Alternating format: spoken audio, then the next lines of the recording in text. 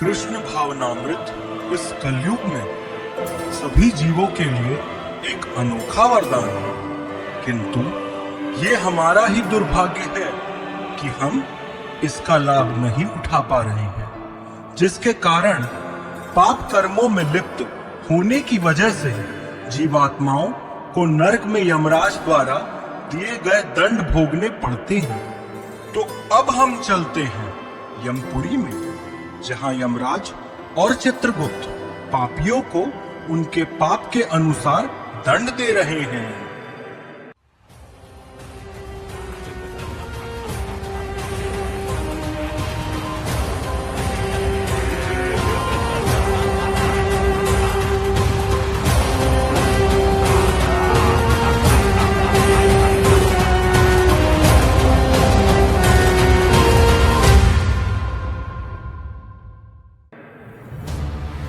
चित्रगुप्त, प्रणिपात महाराज, प्रणिपात। प्रणिपात। महाराज, आपकी आज्ञा हो तो मृत्यु लोक से पापियों को बुलाया जाए। अवश्य। महाराज की जय हो। यमदूतों, जाओ और मृत्यु लोक से कैलाश नाम के पापी को लेकर आओ। जाओ जाओ।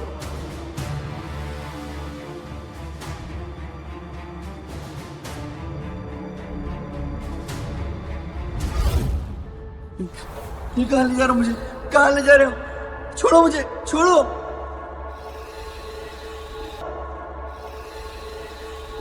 चित्रगुप्त, क्या किया है इसने?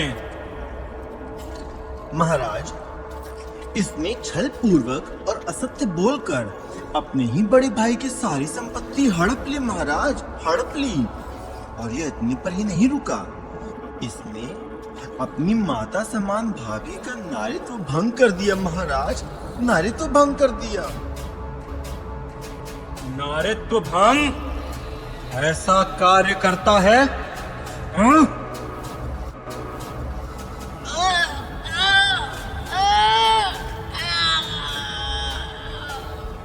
क्यों?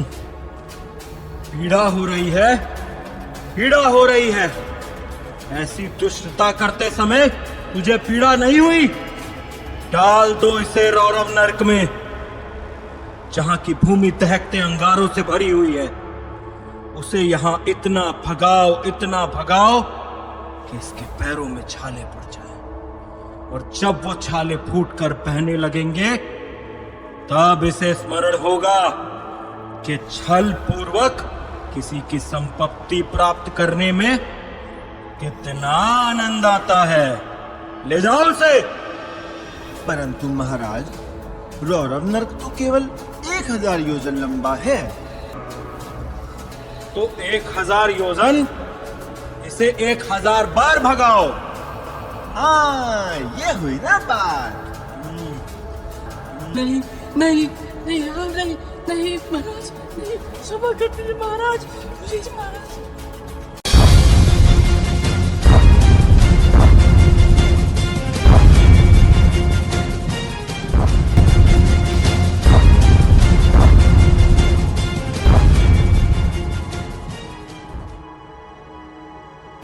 यमदूतों, जाओ, अब प्रकाश नाम के पापी को लेकर आओ। जाओ जाओ।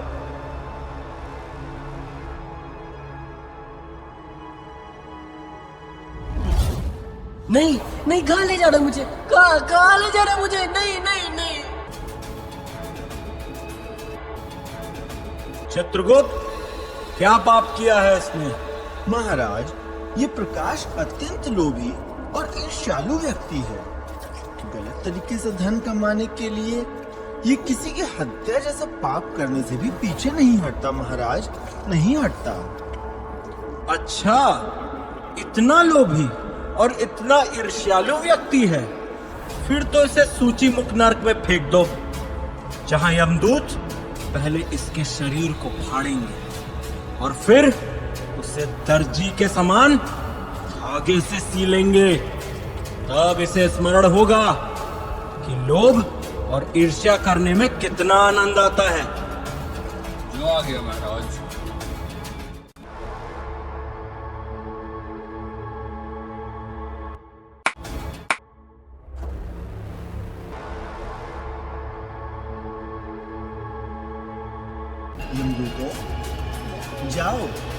अब भोगीलाल को लेकर आओ। जाओ जाओ।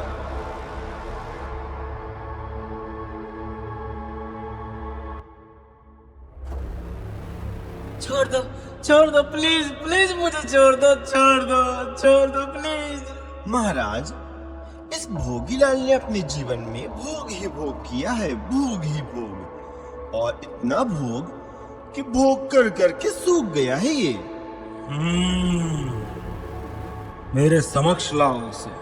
अच्छा तो मेरे लाल, कैसे हुआ ये तेरा हाल, जिसके कारण खड़ा है समक्ष तेरे ये महाकाल? अरे क्या दंड दूं मैं इसे चित्रगुप्त, क्या दंड दूं? ये तो पहले से ही पूरी तरीके से सूखा पड़ा हुआ है। इसे तो मुझे दंड देते हुए भी लज्जा आती है, लज्जा। परंतु महाराज, अब आप इसके अपराध सुने। पहला, धन की चोरी। दूसरा, अवैध स्त्री संग। महाराज, अवैध स्त्री संग। अवैध स्त्री संग? ओहो, अरे दशा तो देखो इसकी, सूखे हुए खजूर के समान हो गया है। ये क्या करता होगा स्त्री संग? जी हाँ महाराज। तीसरा, मांसाहार। मांसाहार? अरे चित्रगुप्त, एक बात बताओ, ये इतना मांस खाता है तो इसका मांस गया कहाँ? ये तो आप ही जाने महाराज।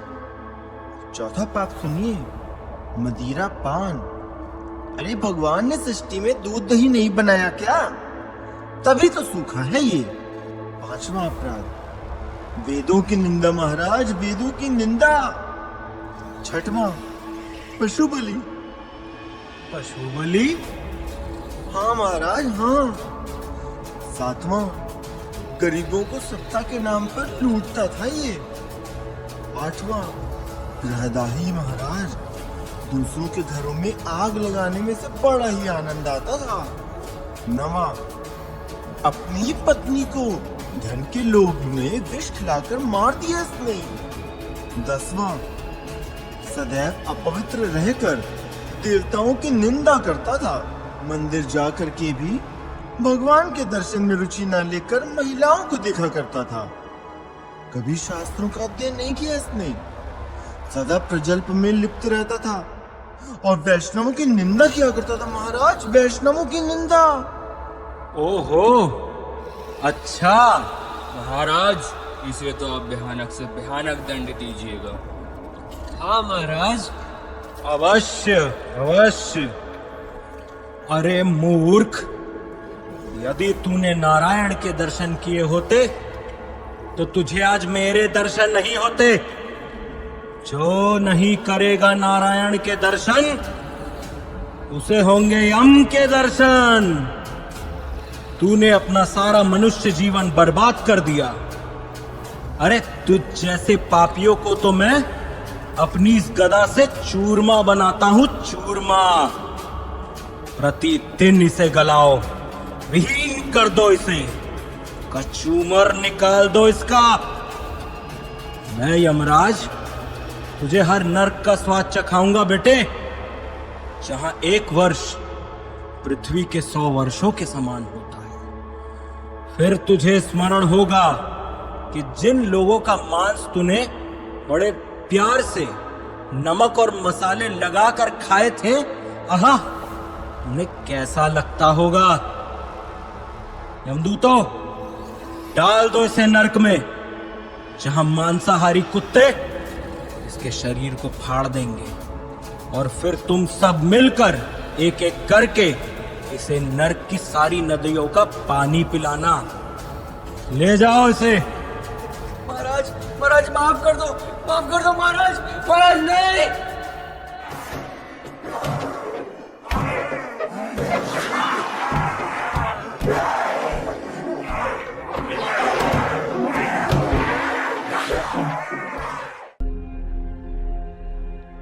क्या हुआ चित्रगुप्त, तुम चिंता में लग रहे हो? अब क्या बताऊं महाराज, मेरी चिंता का कारण यह भोगीलाल है, जो कभी भक्त हुआ करता था, और इसके जैसे अनेकों भक्त जिन्होंने धर्म के मार्ग छोड़कर अधर्म के मार्ग को अपना लिया है महाराज।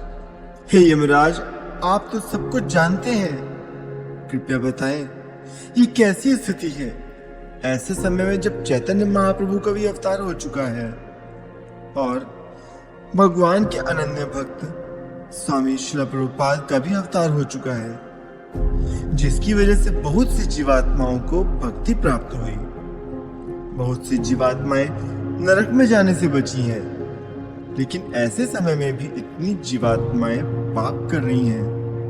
भक्ति में आने के बाद भी ये लोग भक्ति के महत्व को पहचान नहीं पा रहे हैं और नरक की तरफ अग्रसर हो रहे हैं। हे यमराज, मुझे समझ नहीं आ रहा है कि किस प्रकार जीवात्माओं का कल्याण होगा, किस प्रकार जीवात्माओं का कल्याण होगा महाराज।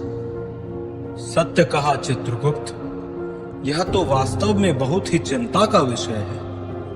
इस गंभीर विषय को समझने के लिए हमें देखना होगा कि बहुत सी जीवात्माएं भक्ति में आने के बाद भी किस तरह से भक्ति से दूर हो जाती हैं और पाप कर्म करने की तरफ बढ़ जाती हैं। इस विषय को और गहराई से समझने के लिए और इसे जानने के लिए हमें पृथ्वी लोक की तरफ देखना होगा चित्रगुप्त, कि जीवात्माएं क्या कर रही हैं। आओ, मैं तुम्हें दिखाता हूं।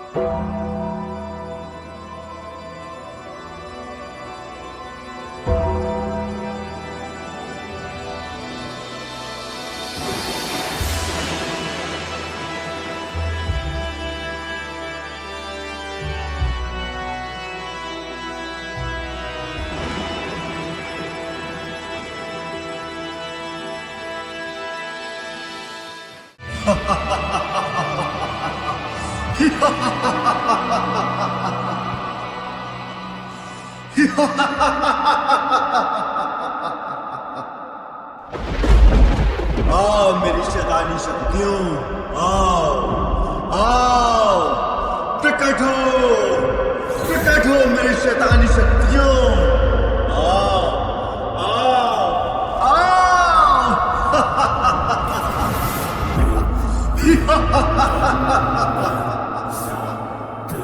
समंदर सारी दुनिया मेरे अंदर तेरे इशारे झुका दे सितारे, मैं ही आत्मा मैं परमात्मा।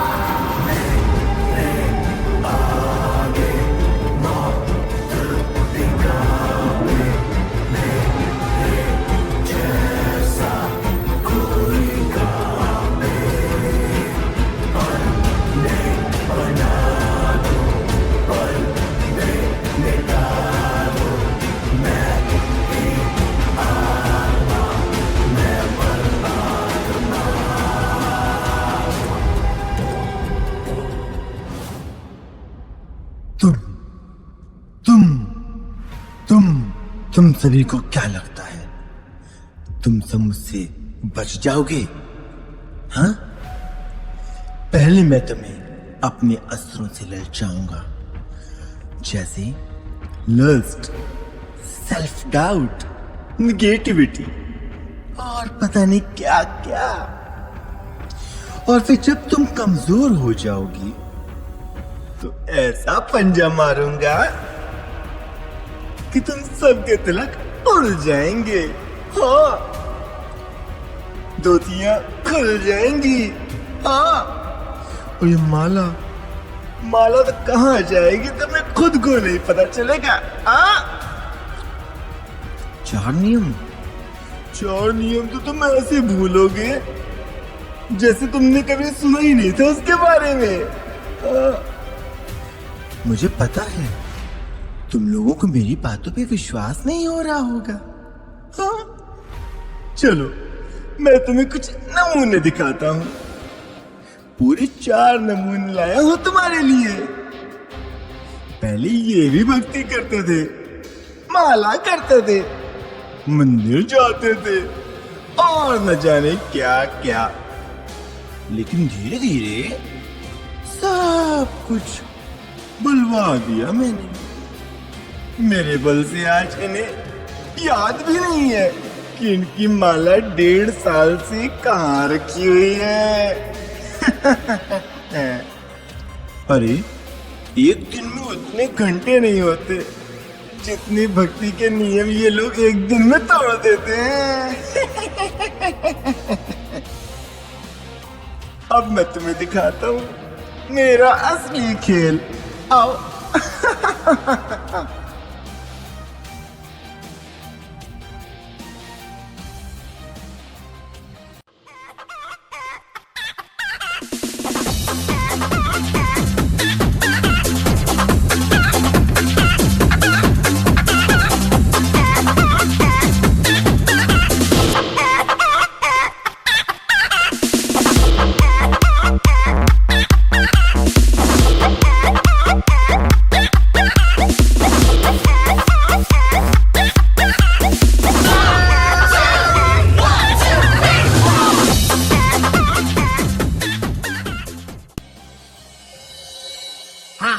मैं और मेरा चिकन अब मैं इसे खाऊंगा और मुझे मिलेगा चरम सुख।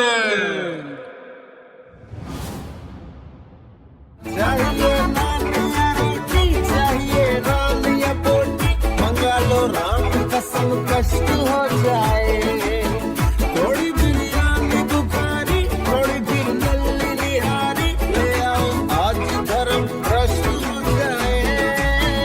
तेरे किचन से आवाज चिकन, टुकड़ू तेरी भूख का इलाज चिकन, टुकड़ू वही कहता है आज चिकन, टुकड़ू खाली पेट का इलाज चिकन, टुकड़ू। हरे कृष्णा प्रभु। हरे कृष्ण प्रभु जी। कैसे हैं आप प्रभु? प्रभु जी मैं एकदम बढ़िया हूँ। प्रभु क्या बात है, बहुत टाइम से मेरी कॉल पिक नहीं करते हो, मंदिर भी नहीं आते हो। अरे प्रभु जी आजकल थोड़ा बिजी रहता हूँ तो बस नहीं आ पाता मैं। ठीक है, और आप साधना कर रहे हैं इस समय? हाँ हाँ प्रभु जी, मेरी माला वाला सब बढ़िया चल रही है। और 4 नियम का आपको क्या ही बताऊं प्रभु जी, 4 नियम पालन करने वाले मुझसे अच्छे भक्त ना आपको कम ही मिलेंगे प्रभु जी। ठीक है, चलिए अच्छी बात है। आप इस संडे क्लास में आइए प्रभु, मुझसे मिलेगा जरूर।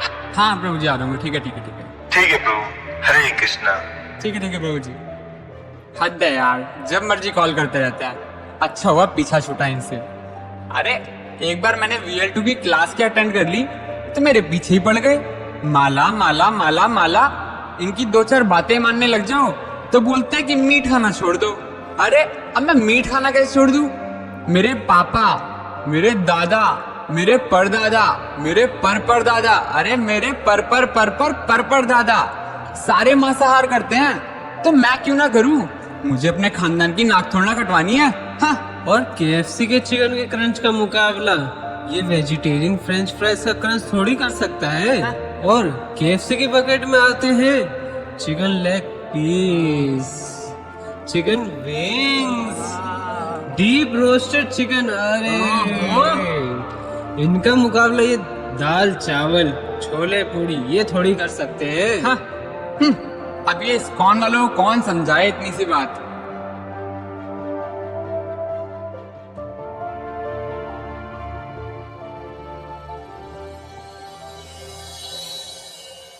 बेबी बड़ी खट्टी मीठी बातें करती हो तुम। हाय मेरा बेबी, मेरा सोना, मेरा बच्चा। अच्छा बेबी एक बात बताऊं, तुम्हारी आवाज सुन के ना दिल को सुकून पड़ जाता है, सुकून। तू है तो मुझे फिर और क्या चाहिए, तू है तो मुझे फिर और क्या चाहिए, किसी की ना मदद ना दुआ चाहिए, तू है तो मुझे फिर और क्या चाहिए।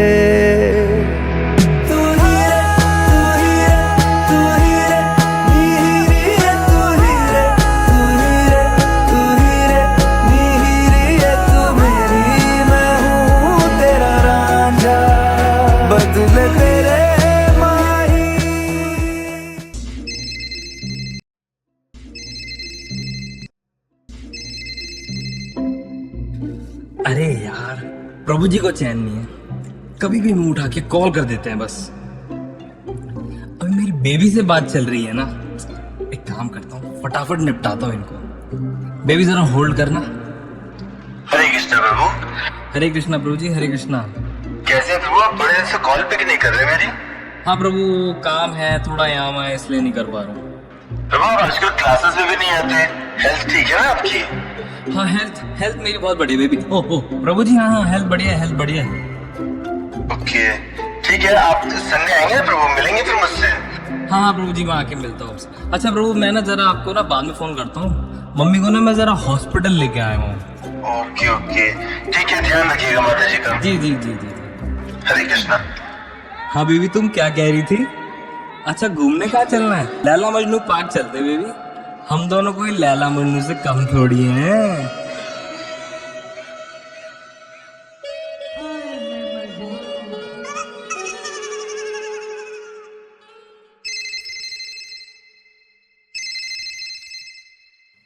प्रभु जी को भी देखो, कभी भी मुंह उठा के कॉल कर देते हैं। इतने बड़े हैं, इनको भी समझ चाहिए ना कि I am a corporate job employee यार। मुझे इतना प्रेशर होता है काम का, एंड मैं भक्ति करने लग गया तो मेरा काम कौन करेगा? और कौन सा माला करने पर कोई कुछ पैसा या सैलरी दे देगा? हद होती है यार।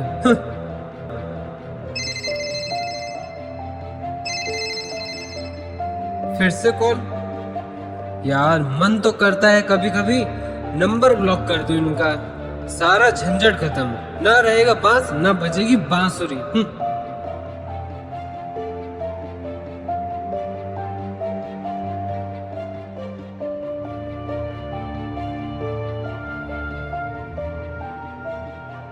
आखिरकार वृंदावन आ ही गए, अब होंगे यहाँ मजे।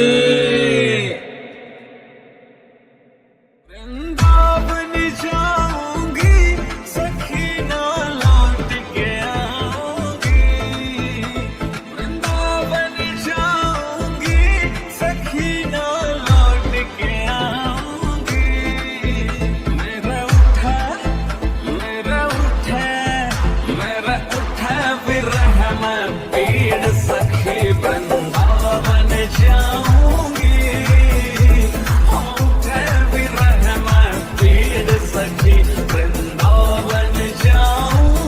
ओए वरुण, वो देख चाट वाला, चल चल चल चल चल चल। अरे भैया, तो चाट लगाना। हाँ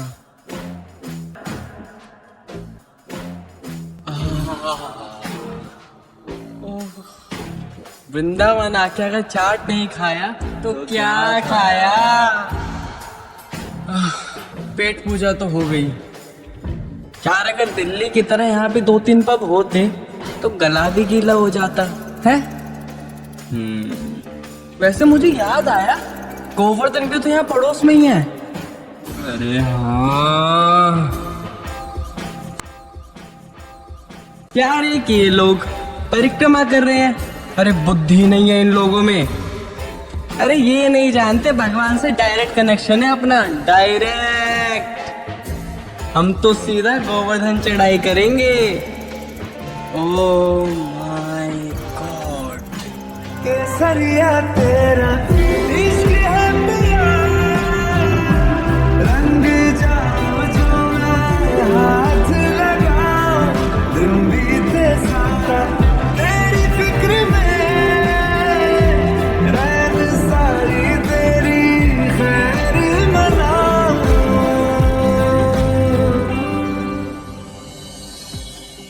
झूठ झूठ कहता है तू। मैंने क्या कह दी तीर्थ? वृंदावन में सुंदरिया कहाँ है? यहाँ तो अप्सराएं हैं, अप्सराएं। चल मैं सोच रहा हूँ, वृंदावन है, माहौल भी है, सुंदरियां भी है, तो थोड़ा रील्स बना देना इन अप्सराओं के साथ। वैसे भी मुझ जैसे चिकने को भला कौन मना करेगी?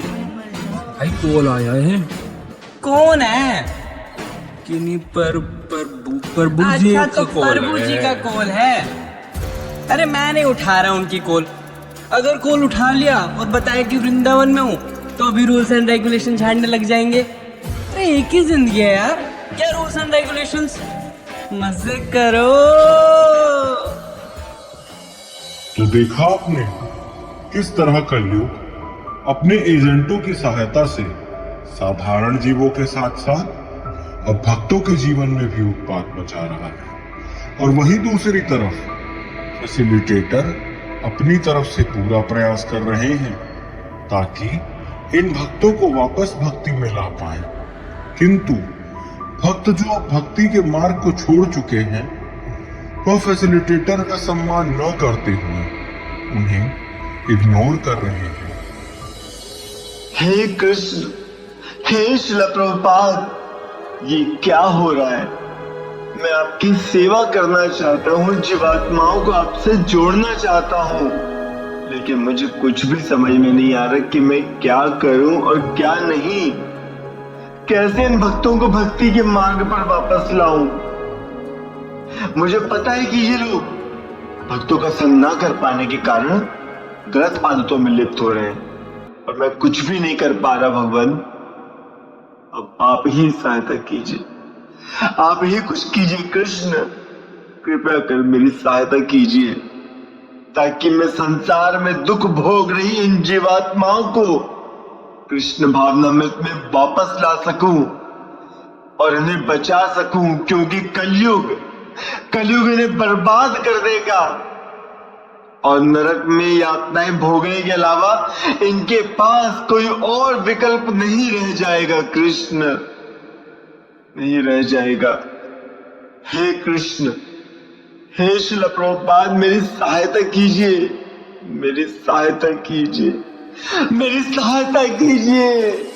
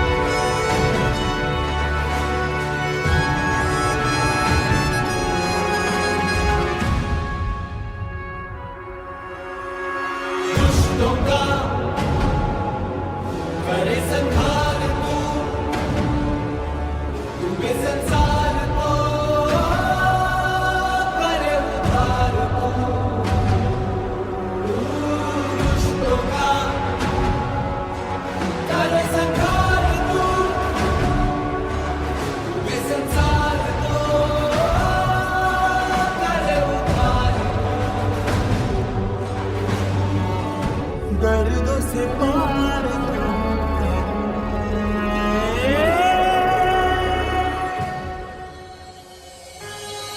क्या हो रहा था मुझे? ये क्या हो गया था मुझे? ये विश्वास, ये निराशा हम श्रील प्रभुपाद की सेना के सैनिकों को छू भी कैसे सकती है? मुझे टूटना नहीं है, मुझे हारना नहीं है। अब मैं प्रभु जी के पास जाकर इस समस्या के बारे में उन्हें बताऊंगा।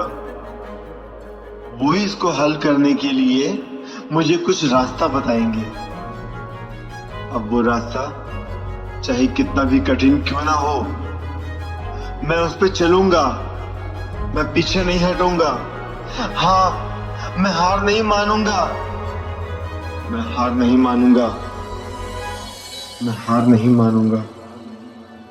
भगवान से पूरी श्रद्धा और विश्वास के साथ प्रार्थना करने के बाद फैसिलिटेटर को भगवान से मार्गदर्शन प्राप्त होता है और फिर फैसिलिटेटर सीनियर फैसिलिटेटर के पास जाकर उनसे गाइडेंस लेते हैं, जिसके आधार पर उनके आगे का एक्शन प्लान स्टार्ट होता है।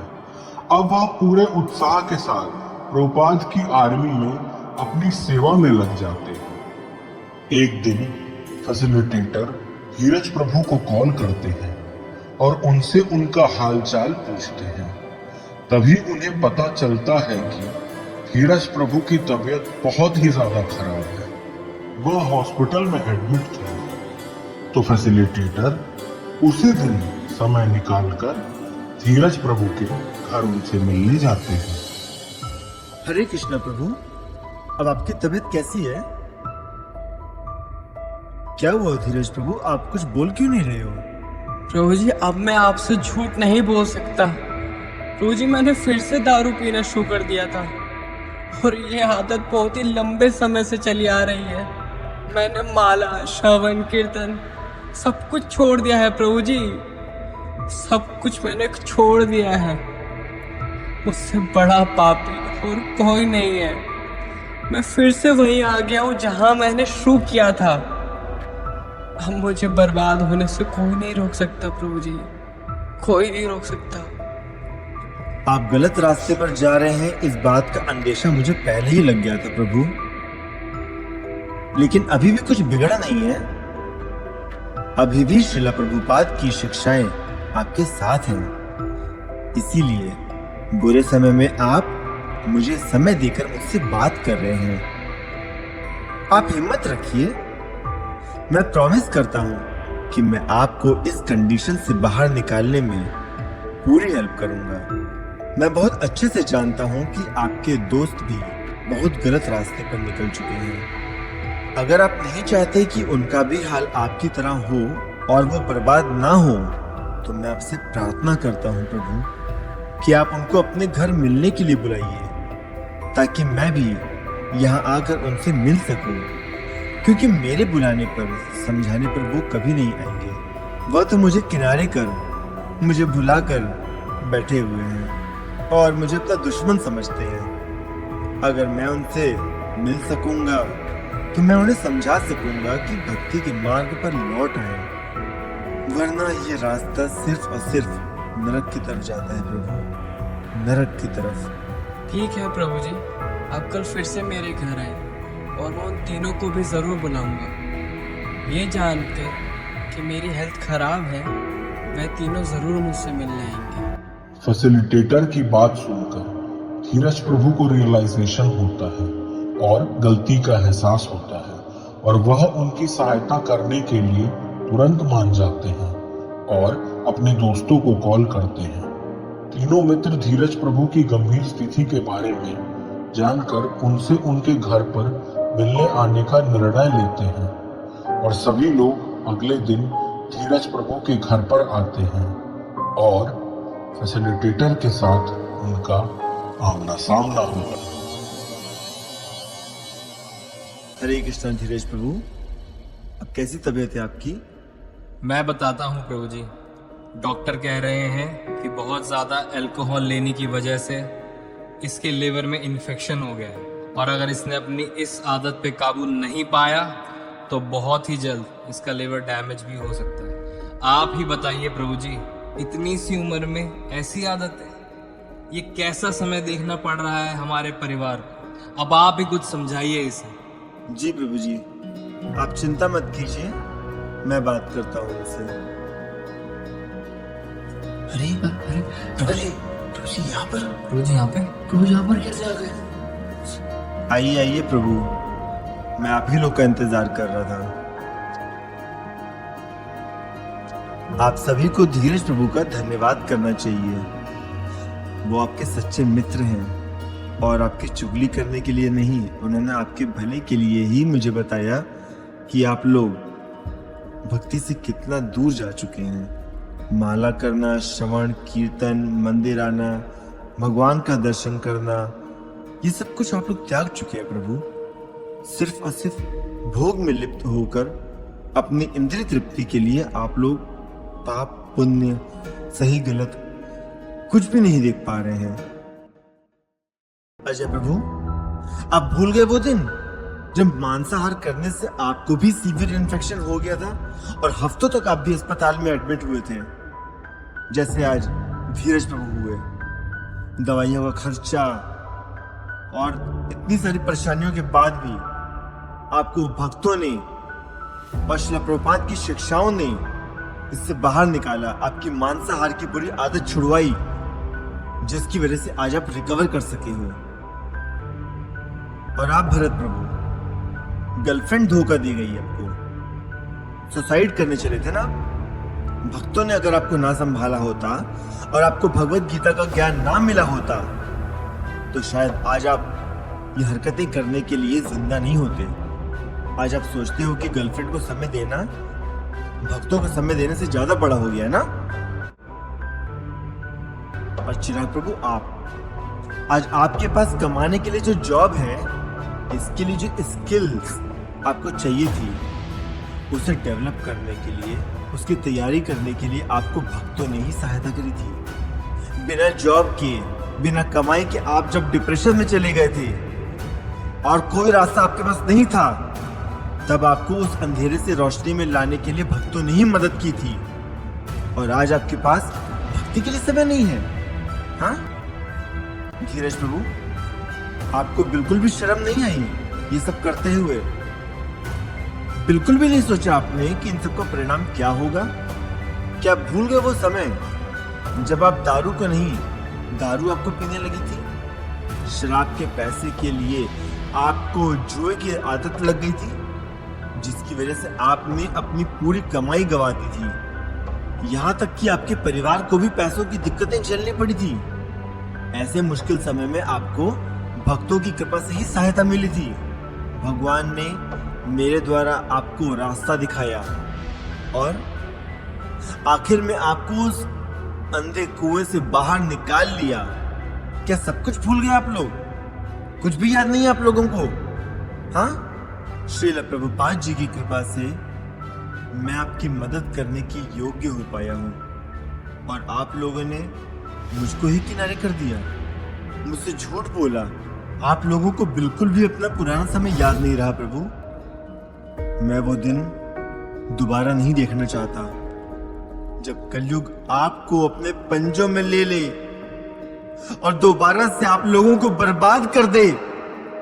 मुझसे वह दृश्य नहीं देखा जाएगा प्रभु, नहीं देखा जाएगा।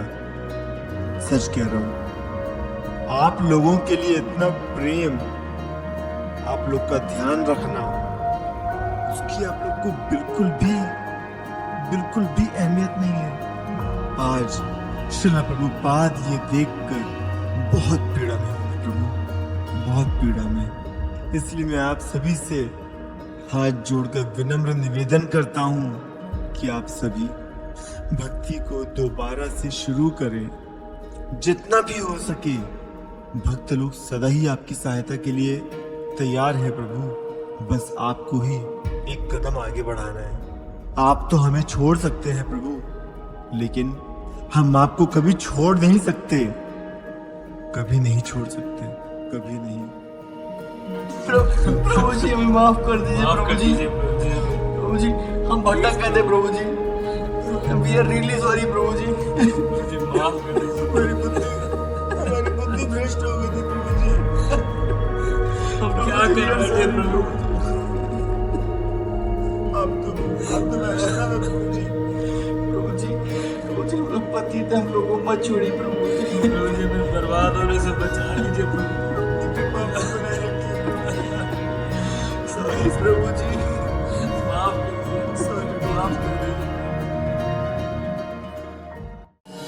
कोई बात नहीं प्रभु, मैं समझता हूँ कलयुग के प्रभाव में अक्सर ऐसा हो जाता है और सुबह का भूला अगर शाम को घर वापस आ जाए तो उसे भूला नहीं कहते। फैसिलिटेटर की बात ने उन चारों भक्तों के हृदय को भीतर से झकझोर कर रख दिया था। भक्तों को अपनी गलती का एहसास हुआ और उन्होंने श्रील प्रभुपाद की शिक्षाओं के आधार पर अपने आध्यात्मिक जीवन को दोबारा से शुरू करने का दृढ़ संकल्प लिया। भक्तों ने तो अपना संकल्प ले लिया है, अब और वह उसके आधार पर अपना जीवन जीना शुरू कर रहे हैं। अब वो मंदिर भी आते हैं, फैसिलिटेटर की बात भी सुनते हैं, अपनी साधना भी अच्छे से करते हैं। परंतु ऐसा नहीं है कि कलयुग शांत बैठा है। अपनी इस हार को देखकर कलयुग पागलों की तरह बिलबिला रहा है। आइए देखते हैं। अरे ये तुम लोगों को क्या हो गया है? कैसी बहकी बहकी बातें कर रहे हो, कैसी बहकी बहकी हरकतें कर रहे हो? हाँ, अरे तू चलना, KFC का बकेट खाने के लिए चलते हैं। Chicken leg piece, deep fried chicken, अबे चिकन विक्स खाएंगे यार, चलना।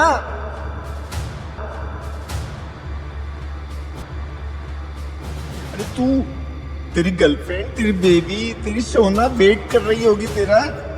देख देख, मिस कॉल भी आया होगा, मिस कॉल भी, देख देख, उसकी कॉल करके आवाज सुन लेना, सुकून आ जाएगा तुझे। सुकून कहाँ सब चक्कर में पड़ा है? मेरी सुन, मेरी। क्या करूं?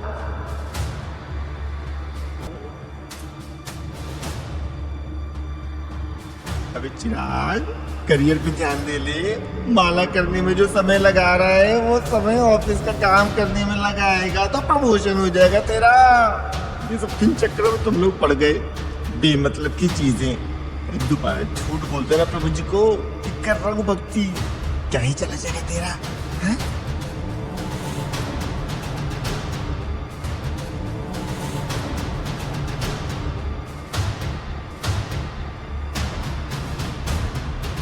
अबे क्या घर बैठे बैठे बोर हो रहा है? चलना वृंदावन चलते हैं। याद है सुंदरियां, अप्सराएं, चल देखेंगे वहां पे, अप्सराएं देखेंगे, चलना।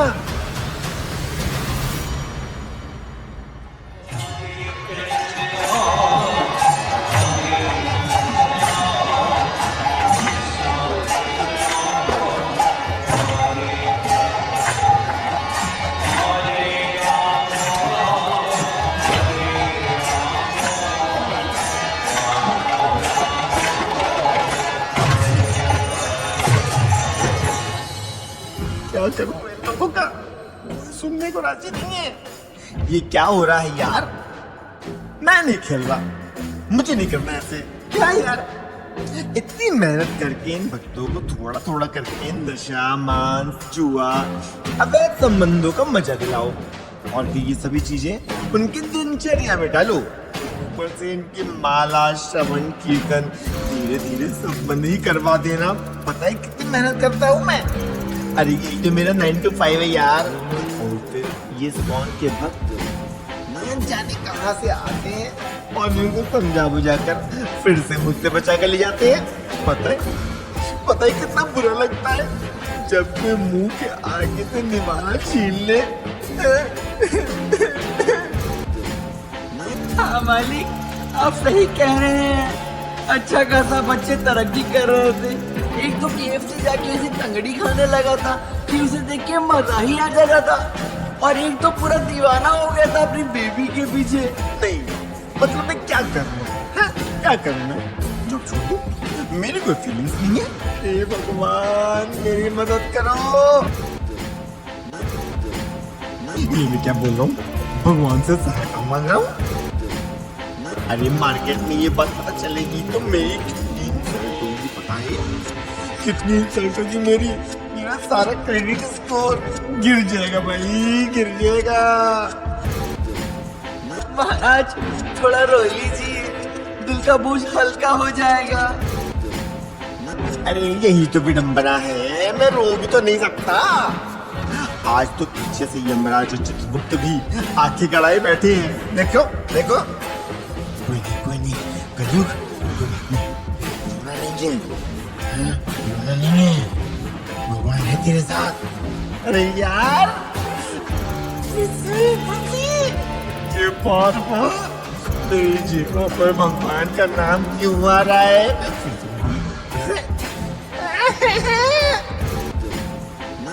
अरे ये क्या हो गया है कलयुग महाराज को? भक्तों से पीट के इनका हार्डवेयर तो खराब हो ही जाता था, अब लगता है सॉफ्टवेयर भी खराब हो गया है। पर मैं हार नहीं मानूंगा, रुकूंगा नहीं।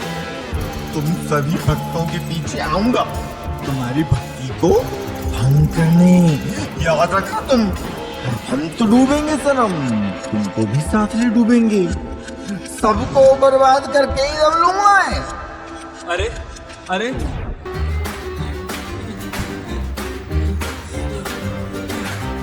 हम भाग क्यों रहे हैं महाराज?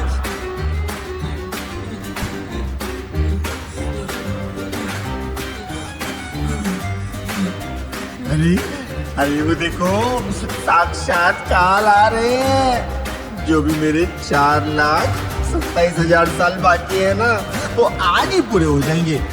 उठाओ पूरी बस्तर, भागो यहाँ से, भागो भागो, जल्दी भागो, जल्दी जल्दी जल्दी, भागो भागो।